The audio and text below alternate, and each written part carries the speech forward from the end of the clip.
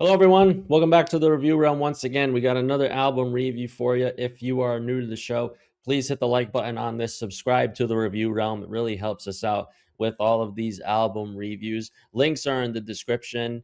If you want to find us on all of our platforms that we are available on, watching us on YouTube, of course, we are also on Spotify, among a few other platforms. Like I said, links are below. QR code is in this corner of the video, excuse me. We have a very interesting one today. We're going to dive into it in just a sec. Before I do that, I will introduce the co host of the review realm, the other half of these album reviews, Sam, the SLB. Donka. Ah, Good. Man, this was so just so everyone knows, there was not a release this week that we could cover. So we did reach out. This is a fan slash friend of the channel suggestion. And yes. I'm pretty excited to kind of chat about this one. That's right. This is fan submission week, so we asked our subscribers, friends of ours, to recommend to us, hey, are there any albums that we missed from 2026 that you think we should cover? So today, like I said, we have a really interesting one. Our friend Alex recommended this. Really long time friend of ours. He's been on the show with us before. Yeah, he recommended this one. So the disclaimer here, on behalf of the review realm, I want to apologize if we have any German listeners on this. I will do my best to pronounce these. I'm using Google Translate, which kind of sucks, but I will do my best for these pronunciations from this point on. So we are going to be talking about a anonymous German black death metal band, Kanonenfieber, with their third album. Again, please forgive me, Soldatenschicksale, which in English that translates to Cannon Fever, and their album Soldier's Fates. Yeah. So just so everyone knows, and sorry, Alex, for giving your cards away. Alex is a big Sabaton fan. So when Right. he said, "Hey, you want to check this band out?" and I saw the cover of this album, and I'm like, "It's another power metal band that talks about war, World War II," and I'm like, "All right, let's check it out." This is not power metal. Little did I know it was going to be a black death metal band talking about World War One, and I like the topic of World War One because I think when it comes to pop culture and history, it seems to get overlooked a lot over World War II, Vietnam, and a bunch of other things that have happened. So, um, Well, not what I expected at all. no, what was also interesting about this too is I didn't know they were this anonymous band, and they're only known by one member of the band named Noise, Mm-hmm. which I thought was also interesting too. And like you said, yeah, they talk about World War One. So right off the bat, before we start off diving into songs, I liked this. I thought this was really solid. I thought this was unique. It felt fresh because I can't recall hearing anything like this before. Yeah, we don't listen. We don't touch a lot of black metal, And I know you and I, we kind of there are certain power metal bands I like, and I know I'm going to say power metal, but um, sometimes when you're into a genre so much, and there's bands that just start to sound the same. So this was really fresh. This was not what I expected. I really liked this. I actually listened to it twice.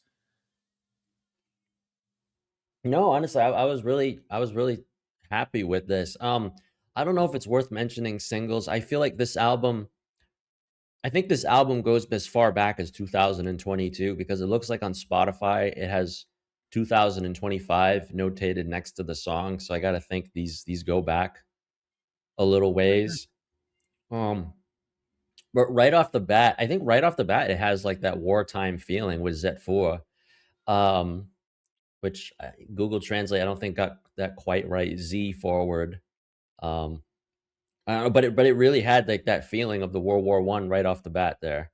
hmm Yeah, there was some audio clips which I know sound wasn't as prominent by that point.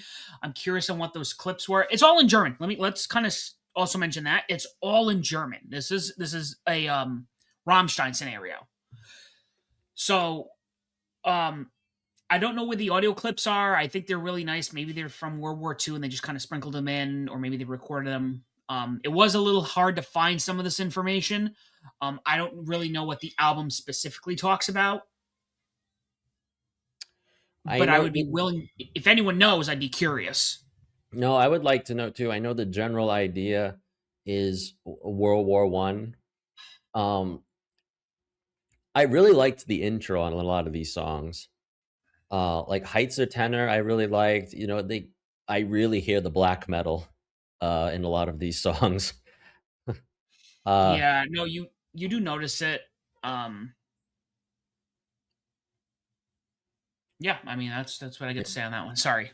no, that's fine. Uberspeer was a submarine barrier. There's just a transition piece, so just quickly Mhm. mention that. My personal favorite on the album, Sammy, I'm sure you have one as well, is Kampfensturm. That's Um, one of mine. Yes. I hear the black metal on that a lot. It has like the sonar in the background. I feel like I'm sure they had singles for this. I think this is the one that's definitely the most single worthy, I think. Yeah, yeah, I enjoyed that. I like the two part of Der Der Fusilier. Fusilier. Yes, parts one and two. I Yeah. thought I was like, oh, we're gonna do a two-part song on here. This will be interesting. What I thought Um, about Sam, what I thought was cool with that is the Fusilier. I've never heard that word in my life. mhm, And apparently that's a certain type of a British soldier, is interest. what I heard. I personally I liked Spy more. So part two I liked more. Different type of it had a different type of intro. It had those clean vocals behind it, and you really hear like the death metal on both of these parts as well. Yeah, this was not what I was expecting. And again, I'm gonna just say thank you, Alex. Mm. This was uh, this was a happy surprise.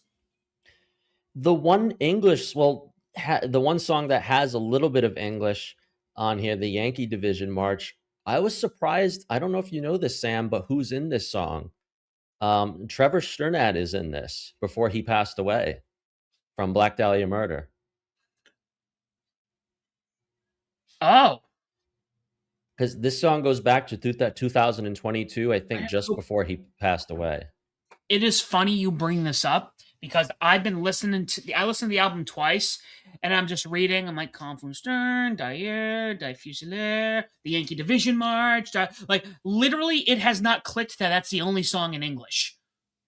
Like the title. I'm just like reading. I'm like, oh, that sounds like a cool song name. Yeah, and little did I know it had a surprise guest appearance on there. They don't credit him on Spotify, but when I looked into it more, I said, "Oh, he's in there." Wow. Okay. Yeah, and my understanding is, outside of the album, the band supposedly has some really, really good live shows, from what I'm reading. Because they're all dressed up in like old war attire, And they wear masks. Yeah. masks, and Yeah. um, yeah. And this is, I think, their third album. It looks like. Yeah, I think, besides the obvious big one being Rammstein here, I don't think there's many similarities there as far as other than language, but I do get a little bit of Heaven Shall Burn from this band as well. If we're, another German metal band, that's pretty notable. Hmm. Yeah. No, the black metal and the death metal is very clear, but I also it is nice to hear something like this not within the power metal setting. Because a lot of power metal does that. It does war. It does, it'll do like the Crusades. It'll do, Vikings. It'll do what, there you go. It kind of, a little bit of a monomarth at times. You can kind of, Mhm. because they do the Viking, and it's death metal, and this is more World War One, focusing on that. So, yeah, guys, I think this is, if you have not checked this out, which I have a feeling a lot of you haven't, this one's worth checking out. No, I definitely think this one is worth checking out as well. I might look into it more to see kind of what they're singing about. I know on Spotify they give you a little beta at the bottom about what each song is about. I think maybe I'll look through each one of those as I listen to the album again. But yeah, I was pleasantly surprised with this one. Thank you, Alex, for Kanonenfieber and their third album. 9 songs, 41 minutes. I think this was produced by Century Media, so it sounds really good. All right, Sam, I'll leave it with you. Close us out in all the German that you know, please. Danke. There you have it, folks. Danke. Thank you for listening. If you're a fan of the review realm, thank you. We will see you again for the next review, guys. And do not forget to join the Bedlam.